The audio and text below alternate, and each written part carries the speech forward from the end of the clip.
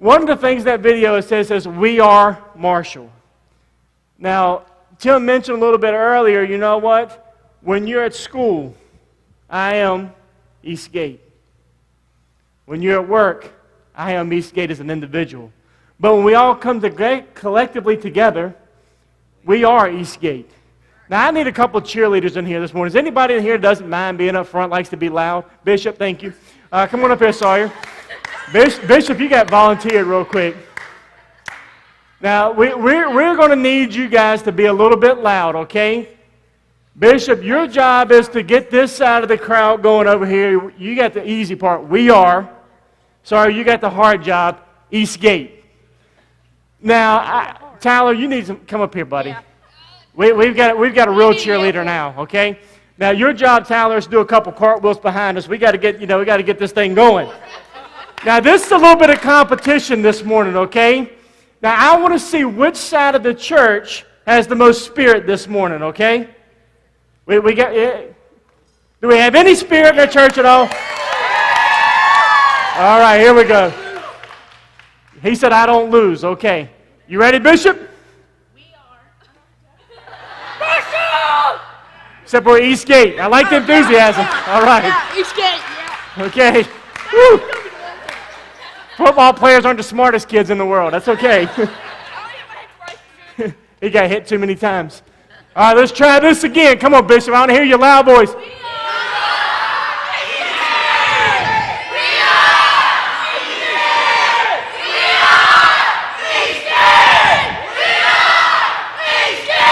Amen. Give him a round of applause. Raise your one hand to cartwheel. Let's give it up for a cheerleader this morning. Let's go. All right. All right. Thank you, Tyler. Guys, it's okay to have fun at church, amen? We serve a great big God. I'm going to tell you what, we should praise God. You know, when we go out into the world, they should know that, you know what, the Eastgate Church of the Nazarene is a great big family that loves the Lord, and they're one team. And I'm going to tell you what, I'm excited about Tailgate Sunday. You know why? It's because, like Tim said, during our Tailgate Sunday, we're going to have a ministry fair. And it's going to have all the different ministries in our church. And where you can get involved, where you can get plugged in, there shouldn't be one person sitting on the sidelines. I love coaching football. And the thing I love about coaching football is to see kids who really, really want to play. You find out real quickly once the kids strap on the pads who wants to hit, who wants to be in the game. And I'm going to tell you what, as Christians, we all should want to be in the game. Now, we've got some pretty cool things that are going to be happening. We're going to be doing some outreach events. September the 9th, so Friday night, we're going to be going to William Byrd High School. And we're going to be cooking hot dogs. We're going to be giving hot dogs away and bottled water. You say, well, Pastor, how can I get involved? You can bring in hot dogs so we can cook them. You can bring in buns. You can bring in sides. If you have any skills at all around the grill, make sure you come see me. We need people that's going to help us grill. We need people to help us set up tents. We're going to go to William Byrd High School, the opening football game Friday night. They're going to be playing Salem High School September the 9th. And you know what? I know I said, ooh. Pray for William Byrd that night. We're going to be there that night. We're going to be giving hot dogs away. We're going to be giving a smile. We're also going to be giving away some invitations to Tailgate Sunday at the Eastgate Church of the Nazarene. So we're going to need smiling faces. We're going to need cheerleaders. I believe this past Wednesday night we had about 14 middle school football players that showed up at our church last Wednesday. I had to go out here and have some ice cream, and a bunch of them were coming. So, you know, we're going out, we're recruiting middle school football players saying, you know what, we need you to help support our church and to pass out invitations. So all these little boys are excited, and they said, we're going to come. Now, we need a bunch of girls to be there with the boys so they look better, okay? So we need all of our teenage girls to make sure that you show up to make these boys look and smell a little bit better. I tell you what, last night, Pastor Chima, how many was there last night? How many you have all together? There's 32 people all together, okay? And they played this game called Buck, okay? Years ago when I was at church camp, we learned a game called Buck, okay? And we learned this, it came from Australia by a guy named Rugi Copen. He taught us how to play this game. And I'm going to tell you what, after watching these kids and adults play for about 30 minutes, and poor Austin face planting somewhere he shouldn't have, we watched these kids play them. They walked into my house, and these boys stunk so bad. I felt so sorry for the girls on the ride home in that van. I said, thank God I threw mine in the pool so they could get cool and smell better. But they had a lot of fun. And that's the way church should be. We need to go out here on that Friday night and show our school systems, show all these parents that, you know what, there's a church that loves you, and we want you to be part of our team. And this morning, that's what we're going to be talking about this morning, about what voices are you hearing? You see, all of us we're constantly hearing different voices all the time. You say, well, Pastor Shannon, what do you mean? We've been in the book of Nehemiah for the last several weeks. As a matter of fact, we're finishing up Nehemiah today, but for the last 3 weeks, we've been in Nehemiah, and we've been looking at Nehemiah building the wall. You see, I believe God's building a team here at Eastgate. And I'm going to tell you, whenever God is doing something great, Satan wants to work as hard as he can in the opposite direction. I want you guys to recognize that this morning. Anytime there's opportunity, there is always opposition. So if you have your scriptures this morning, open to Nehemiah chapter 2. Nehemiah chapter 2, and I'm going to read verses 19 through 20 to start off with, and keep your Bibles open because we're going to be flipping over to chapter 4 in a few moments, but we're going to start off in Nehemiah chapter 2. And if you guys remember, we talked about Sanballat, Tobiah, and we talked about Geshem. Now, we kind of changed their names, and you can put different names in there, so when we read this today, maybe you want to insert somebody's name in there, not that you don't like that person, but insert somebody's name in here that may be a voice speaking to you this morning. So it says, but when Sandy, the Hornonite, Tony, the Ammonite, official, and Gary, the Arab, heard about it, they mocked us and ridiculed us. What is this that you're doing? And I want you to underline this word. They asked, are you rebelling against the king? I answered them, underline that, by saying, the God of heaven will give us, underline that, success. We, his servants, will start rebuilding. But as for you, you have no share in Jerusalem or any claim to its historic right. Now, I want you to remember this morning, have you ever really stopped to think about those voices? Have you ever thought about all the theys in your life? Think about it for a moment. Well, they've been coming to me. They feel, they say. Have you ever noticed that when the opposition always comes, it's one person representing them?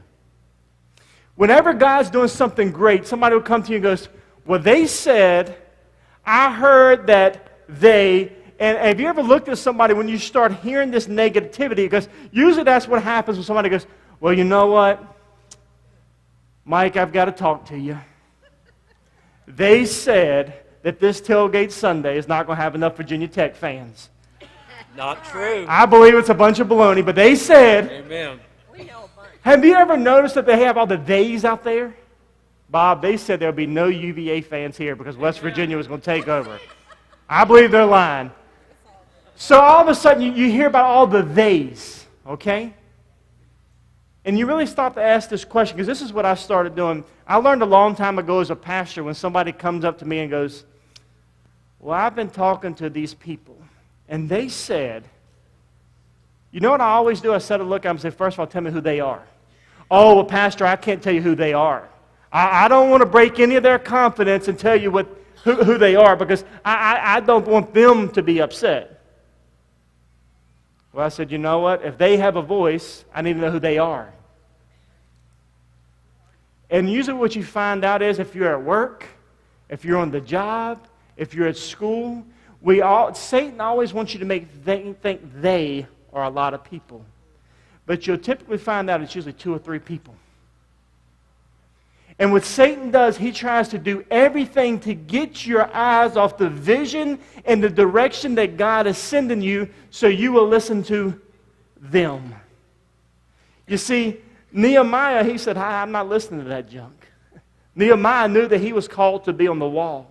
So you start asking yourself this question: who are the they in your life? You see, you can have the right they in your life, or you can have the wrong they in your life. You see, Nehemiah had the right they. If you guys remember in the scripture, think about Samson. Samson was this great man of God. God had gifted Samson. Samson had everything going for him. I'm going to tell you what. Samson in Scripture, he was the he-man with a she-man weakness. Samson had everything going on. Talking about it being a he-man, but he had the she weakness. You see, he had the wrong they in his life. They continually persuaded Samson with women. He had the wrong they in his life. Number one, we're going to talk about the wrong they this morning, the wrong they. And I want to ask you this question. What did they influence you to do if they had not been around? You know, I started thinking a lot about the question this morning. What did they influence you to do if they had not been around? And I started thinking back to my teenage years, especially before I got saved. And I'm going to tell you what, I can remember dancing on top of tables just being silly in restaurants. Tanisa made me do it. And Tanisa probably remembers some of those times in my life, and Pastor Matt shaking his head. Your face is as red as mine is right now, Pastor Matt. And I started thinking about those times in my life before I got saved, some of the stupid things that I did because of the people I was around. Then I started thinking about the bad things I influenced people to do before I got saved. Now you're really shaking your head because I got Matt in a lot of trouble. Influence. What was it in your life that you would have never done if these people wouldn't have been around? Then I started thinking about the good things in my life that I did because I had the right they in my life. You see, I want you to understand something this morning. Everybody in here has influence. We either use it for the good or we use it for the bad. Now I want to read verse 19 again. And listen to this, talking about the wrong day. When Sandy and Tony and Gary heard about it, they mocked us. What is this that you're doing, they asked. Are you rebelling against the king? You see, the wrong they in your life will try to make you feel like that everybody is against you. Nehemiah, what are you doing? We're going to go tell the king on you. You see, what happened was these guys right here, they wanted to get Nehemiah away from the vision that God had given him. Some of you, God is speaking truth into your life, but you're so worried about what somebody else will say. What will they say? What will they think? What will they do if I do this? That we're missing the blessing of God in your life. It's time for us to stand up and say, God, you are much bigger than them. As a matter of fact, when we look at our problems in life, when we look at the giants in our life, they seem mighty big. But all of a sudden, when I look at these giants and I look at them, then I look at God, and then I look at them again. I say, God, you're way bigger than they are. You see, when God is in their life, when God is running their life, when God is in control of our life, I'm going to tell you what, our vision begins to change. As a matter of fact, we begin to see more clearly, and we remember that, you know what, God, I don't care about the opposition, God, because you have given me opportunity, God. If it's worth having, it's worth a battle. God, it's worth fighting for. And I want to tell you something. We are all building something here at the Eastgate Church of the Nazarene. We're all part of one team. You see, right now, we're building a wall of worship. Think about it for a minute. You see, worship is everything that we do. Worship is the way that we relate to people. Worship is how we handle our finances. Worship is how we build our families. Worship is everything we do in life. So we begin to say, you know what? I've got to fight for my family. I've got to fight for my marriage. I've got to fight for my children. We've got to fight for our jobs. We've got to fight for the people that we love, because anything that is worth having is worth fighting for. If you believe that, say amen.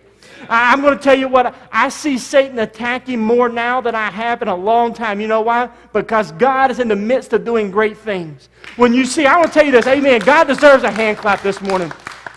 When you see God beginning to attack families, Husbands and wives, I'm going to tell you, that's because Satan is shaking in his boots because he knows that God has something great in store for you.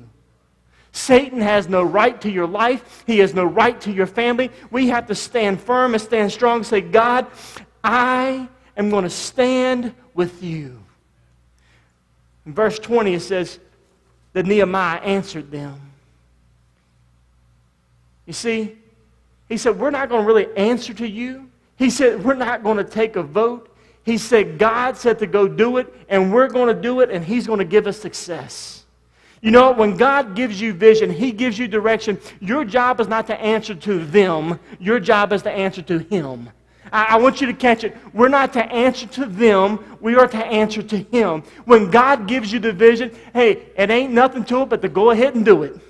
When we understand, God, I'm going to do what You've called me to do. I don't care what they say, God. I'm not going to hang out with all those guys who've been drinking the haterade. They want what you have because they're envious. As a matter of fact, Gary and Toby and all those guys, they were upset because they were envious because Nehemiah had something that they didn't have.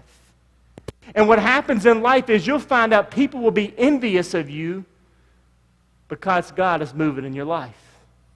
They're going to be envious of your job. They're going to be envious of your marriage. They're going to be envious of everything that God's doing in your life because they say, well, God, how come you're blessing them and not blessing me? Well, I'm going to tell you what. The greatest blessing that we ever will have from God is the joy that He gives us. It's not in material things. It's not in the things that money will buy, but it's the peace, comfort, hope, the things that holds families together. And you see, here's all these guys, they're upset. But you see, the right day in your life, they will encourage you. They will cheer you on. That's the kind of people you want to be around. Those who influence you to be better for God. Some of you say, well, Pastor Shannon, you know, I'm not really a leader. I'm not really an influencer. I'm going to tell you what. If you keep preschoolers, you're one of the greatest influencers in the world. If you work with children, you are a great influencer. Because you're investing in people. Everybody that's in here, I don't care if you're a CEO of a company or if you dig ditches, you're working beside somebody. You have the power of influence. Remember earlier we talked about the power of God living in us through the power of the Holy Spirit that we read a little bit about earlier at Family All the Time. That's the same God who's at work in you right now. And you have the power to influence people. But see, what happens is, this is what happens in life, and I want you guys to catch this. I believe there's so many people who are struggling this morning. Because people say, well, look inside yourself. I hate all these self-help and philosophy type things that people, look inside yourself to see who you really are. You can be a greater person. This look very deep. That's the biggest bunch of baloney in your life. I'm going to tell you right now, that saying comes from the pits of hell. Do not look inside yourself. Because I'm going to tell you what, all of us are fallen, all of us are sinners, and all of us are saved by grace. If I look inside of myself, I see a lot of trouble. I'm not perfect, and neither are you. So, you know, if you get upset with me, guess what? Just remind yourself, look in the mirror and say, you know what? Pastor Shannon's not perfect, and neither am I. That's okay. There's only one perfect person, and that's God. We have to get over ourselves. If you really want to see who you are in life, and I want you to catch this, especially teenagers, you might want to write this down. Older adults, you might want to write this down. If you really want to see who you truly are, and you're a Christian, go vertical.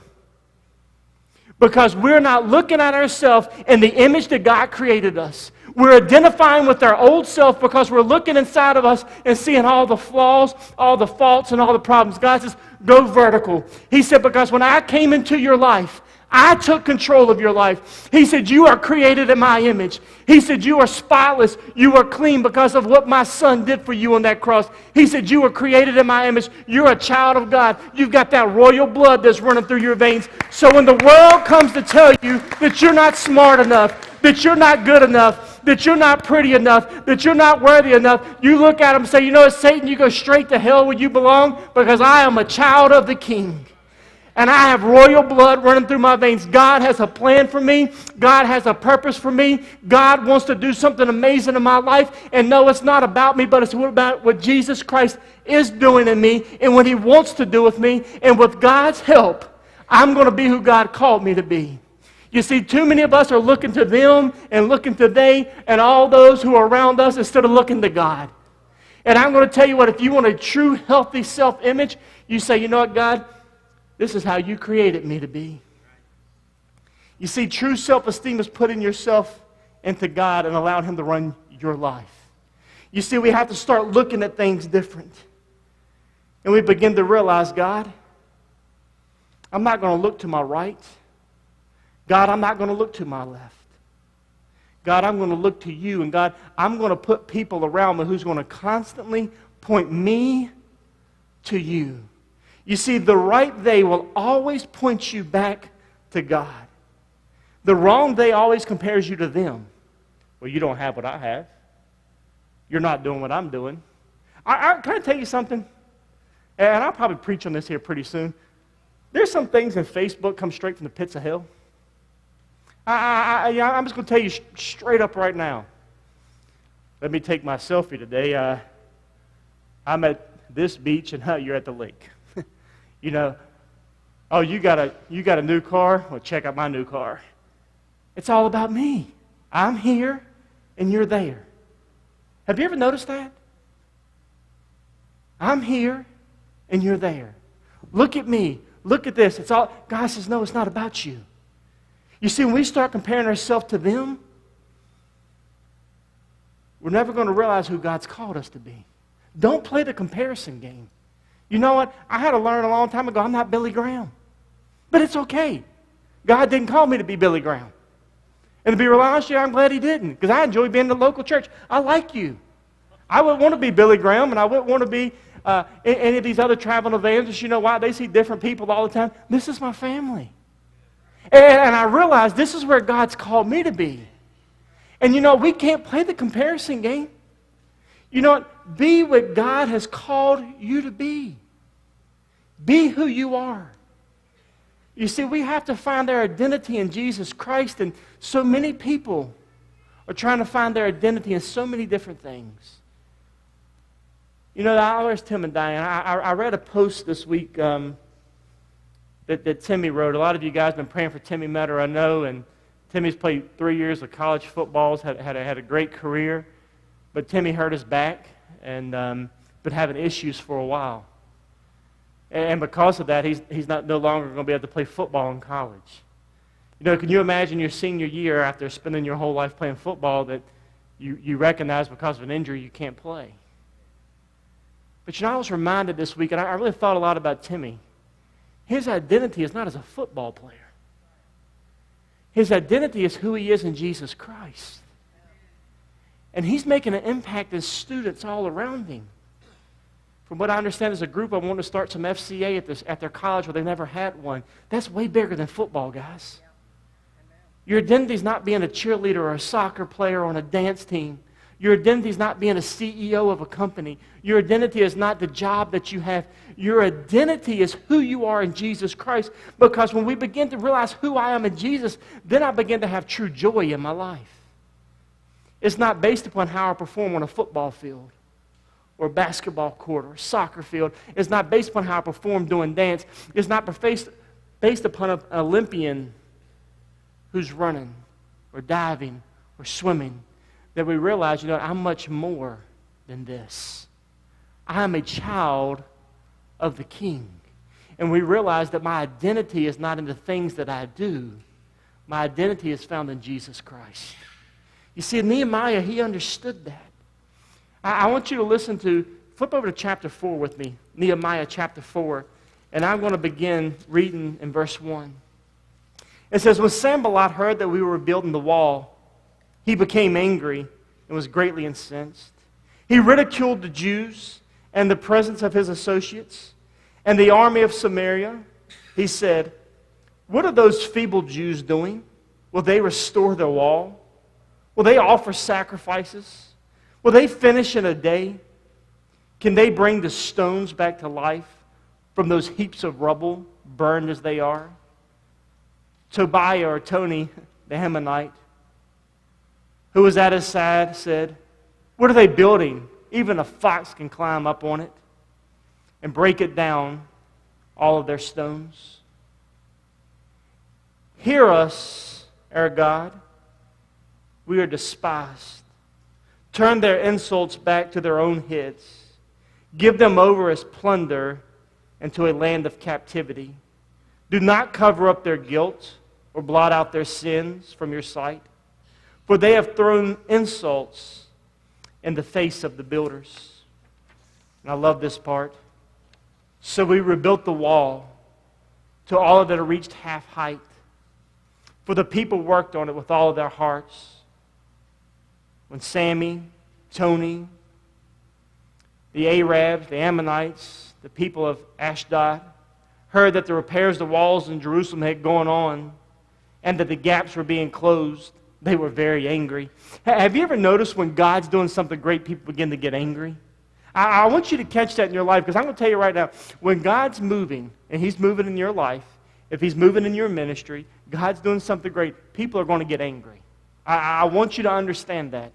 When you're progressing in your job, they will be upset because God's blessing you. I want you to catch that, okay? Whoever told you that being a Christian, everything gets easy, lied to you. Because I'm going to tell you what, when God is moving, Satan is going to fight. Listen. Underline all the days in them. Verse 8. They all plotted together to come and fight against Jerusalem and stir up trouble against it. I love verse 9. But we prayed to our God and posted a guard day and night to meet this threat. They just didn't sit back. They prayed and they took action. Okay? They didn't say, okay, God, just take care of all my troubles. I want to keep doing what I'm doing. No, they put people in places and they began to pray. Meanwhile, the people in Judah said, the strength of our labors is giving out, and there is so much rubble that we cannot build the wall. Also, our enemies said, before they know it or see us, we will be right back among them and will kill them and put an end to the work. Then the Jews who lived near them came and told us 10 times over, wherever you turn, they will attack us. Then verse 13 says, therefore I stationed some of the people behind the lowest points of the wall and the exposed places, posting them by families with their swords, spears, and bows. After I looked things over, I stood up and said to the nobles, the officials, and the rest of the people, don't be afraid of them. Remember the Lord who is great and awesome, and fight for your families, your sons, your daughters, your wives, and your homes. Guys, check this out. I don't know about you. You must not have heard what I read because you didn't get blessed. I got blessed. Don't be afraid of them. Remember the Lord who is great and awesome. Guys, remember the Lord in your life who is great and awesome. So when they come into your life, they ridicule you. They try to defeat you. Look, they said, we're going to come in with our armies and destroy you. Nehemiah said, oh, no, you're not. He said, we got on our face before God and we prayed, our God is great.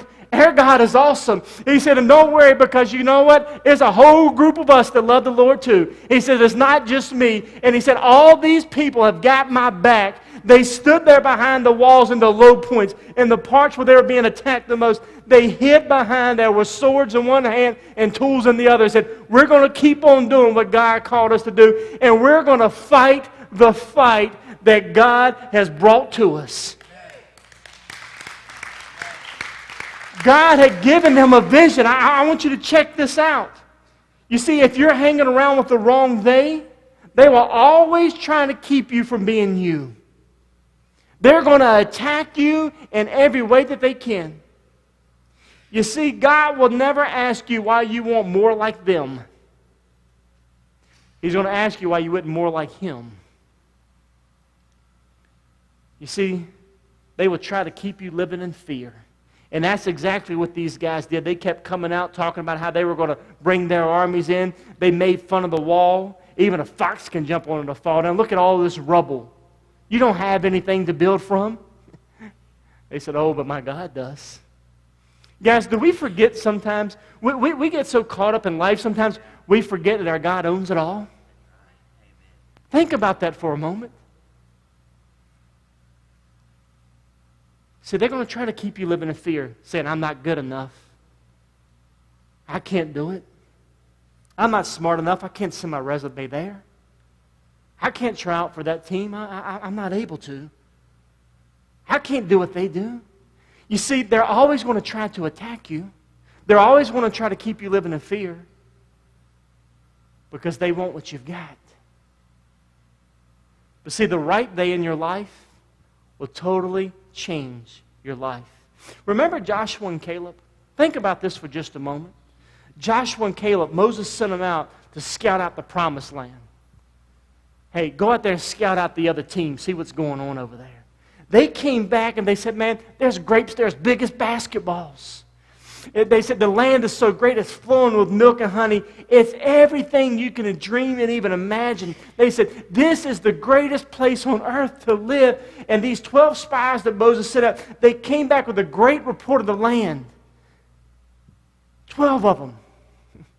10 of them said, oh, it's great, but the people that live there are giants. We look like grasshoppers in our own eyes.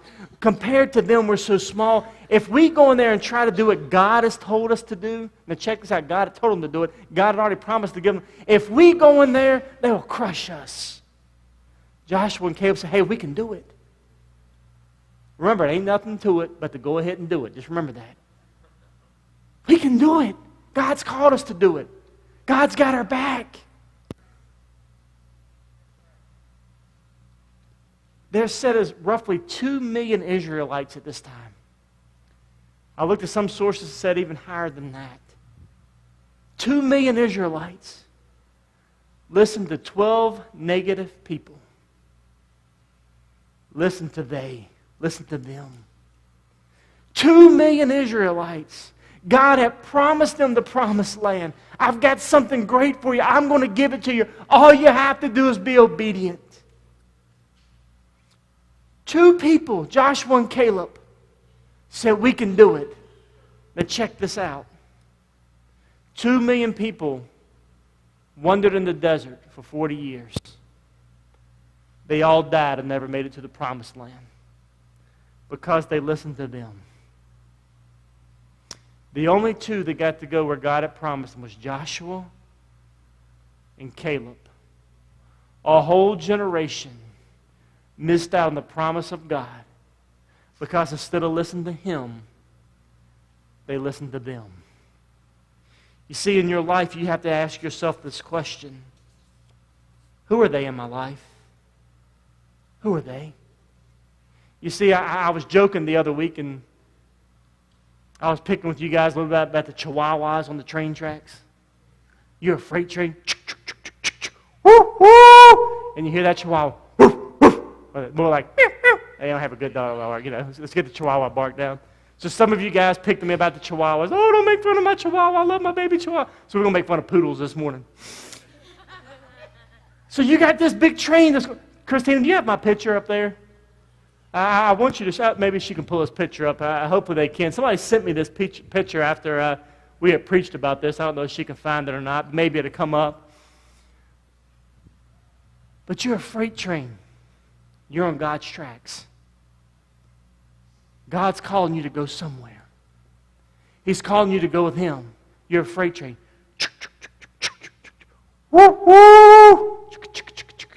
You're going down that track, and how's that little poodle?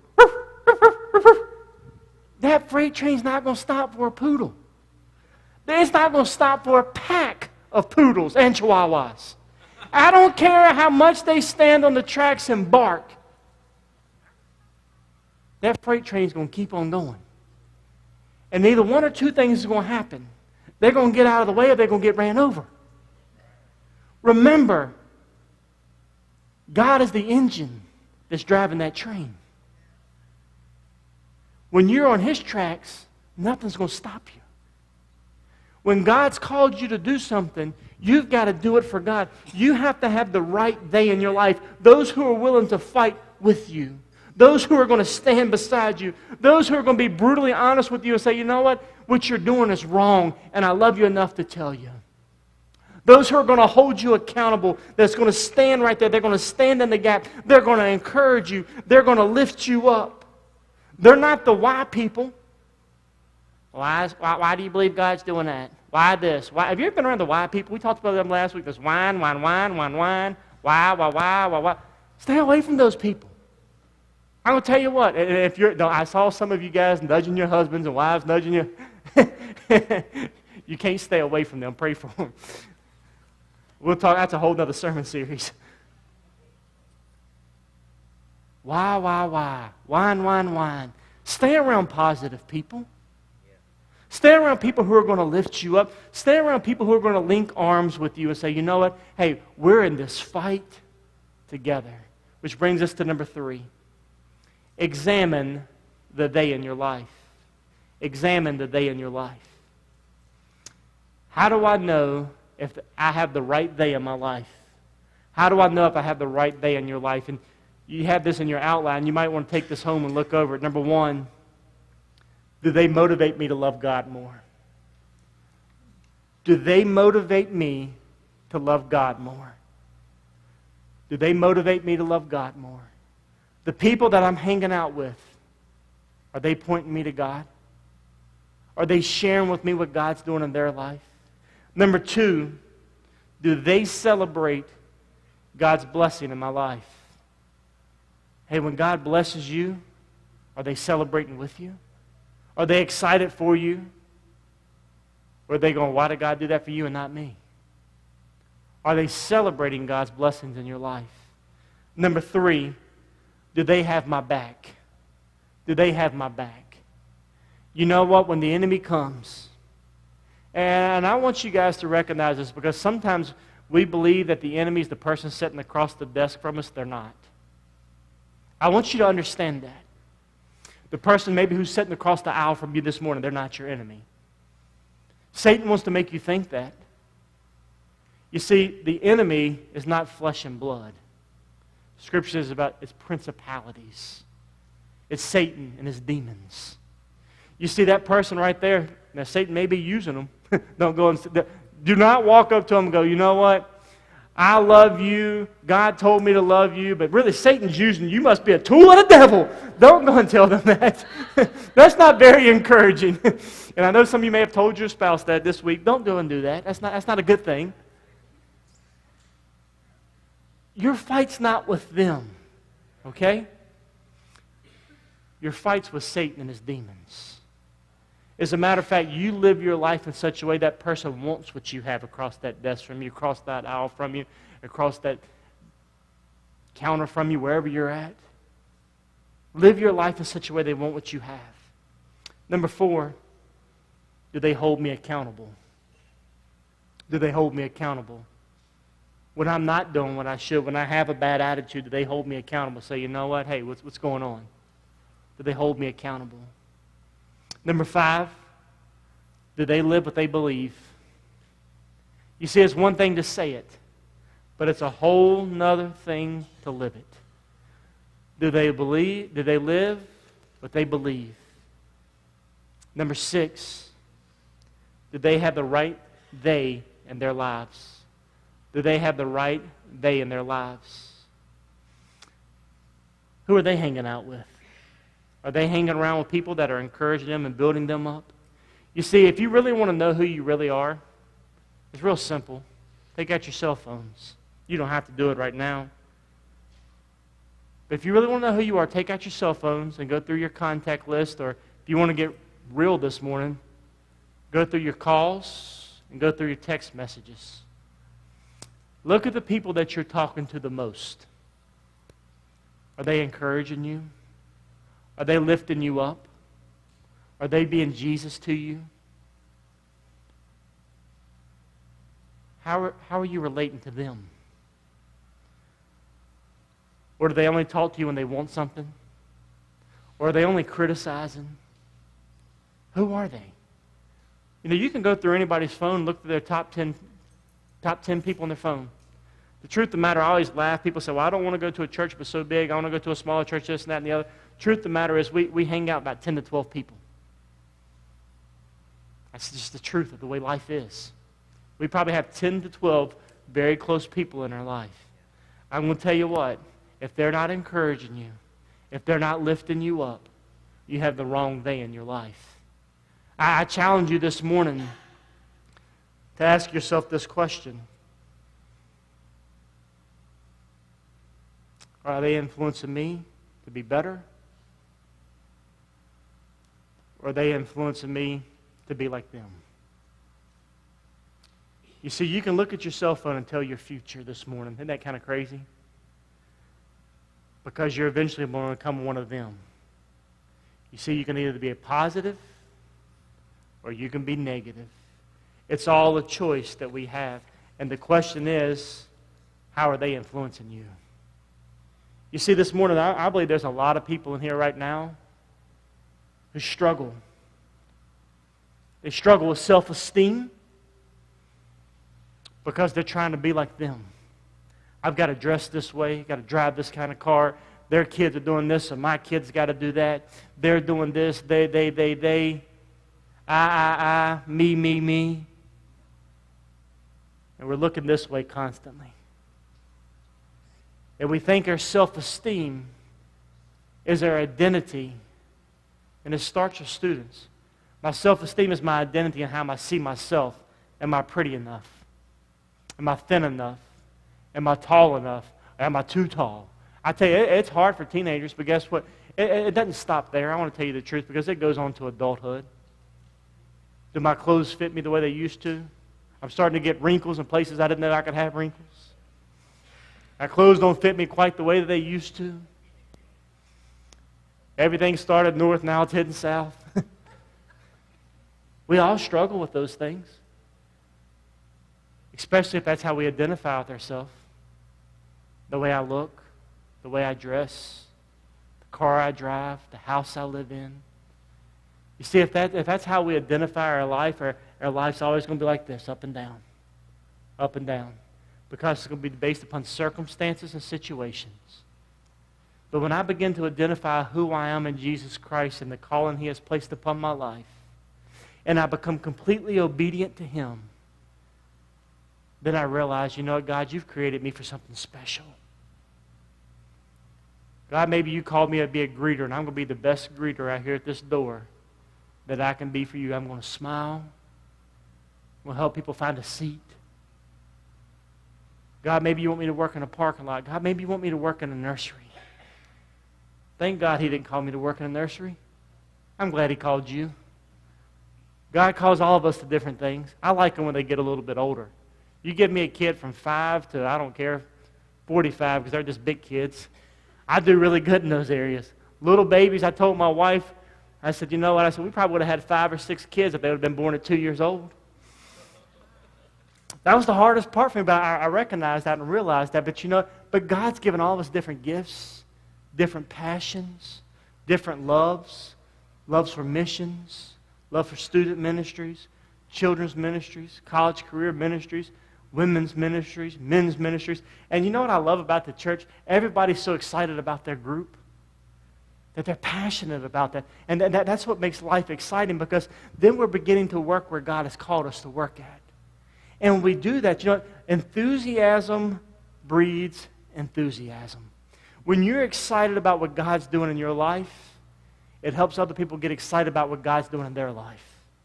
And I'm going to tell you what, because when you begin to get excited about what God's doing, stuff starts to happen. Stuff starts to happen.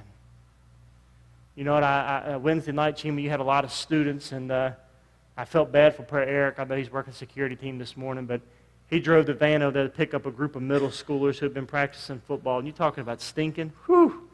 He drove that van over there, and all those football players got out. That was the nastiest smelling van I believe I've ever smelled in my life. But you know what? 1 or 2 football players came. And then, I don't know how many you had football players. What did you have, 12, 14 football players?